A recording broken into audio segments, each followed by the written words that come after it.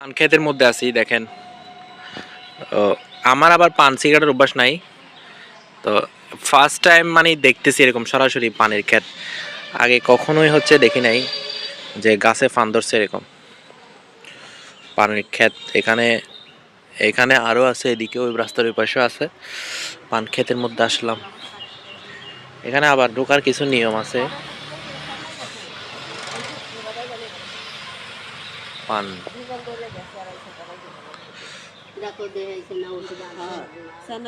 পান ক্ষেত না, দেখতে আসলাম একটু।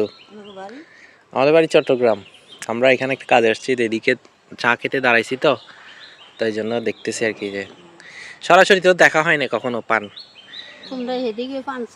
না আছে, এগুলো হয়তো ওই একদম দক্ষিণ দিকে, হ্যাঁ গ্রাম সাইডে। হয়তো এদিকে এটা কাদের আপনাদের?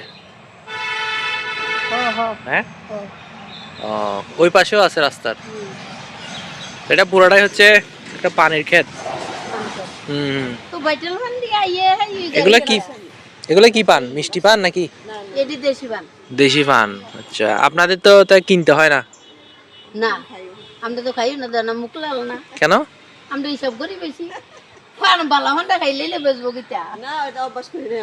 কেমন দাম, কেমন কত করে বিক্রি করেন এগুলা? 100 টাকা বিড়া। বিড়া 100 টাকা বিড়া, 300 টাকা বিড়া।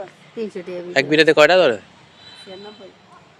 তার মানে প্রায় এক টাকার মতো পড়ে আর কি। তো যাদের পান খাওয়ার অভ্যাস আছে তারা যে চলে আসেন এখানে, পান ক্ষেতের মধ্যে যত ইচ্ছে খাইতে পারেন।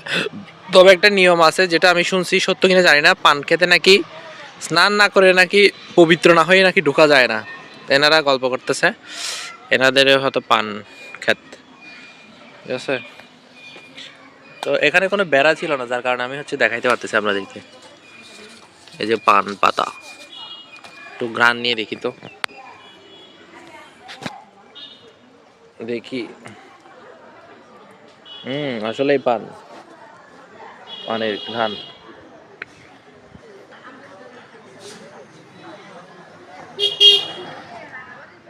দেখেন কেমনে চাষ করছে, এরকম কাঠি গাড়ি দিছে, এর ভিতরে এগুলা লতার মতো মানে লম্বা হচ্ছে, মাচা করে দিছে উপরে। ফার্স্ট দেখলাম সরাসরি পানের ক্ষেত, রাস্তার ওই পাশে আছে। আমরা এখানে চা খাচ্ছি।